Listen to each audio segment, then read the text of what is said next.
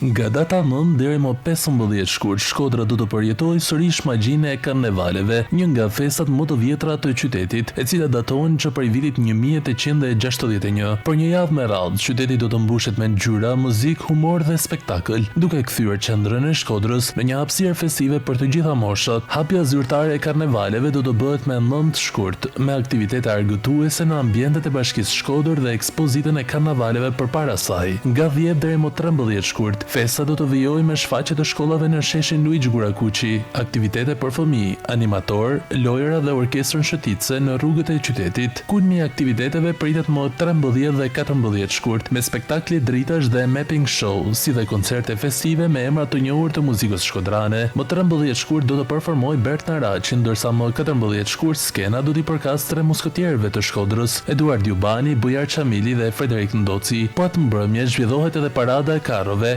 Karnevali 2026, një nga momentet më të veçanta të festës. Karnevali do të përmbyllen më 15 shkurt me paradën e madhe festive, që nis nga sheshi Luigi Gurakuqi dhe me ritualin simbolik të djegjes së dordolecit, një traditë që shënon fundin e festës dhe përcjelljen e dimrit. Me një program të pasur artistik dhe kulturor, Karnevalet e Shkodrës 2026 rikthen shpirtin e gëzimit dhe trashëgimisë, duke kthyer qytetin në epicendrën e festës dhe traditës shqiptare.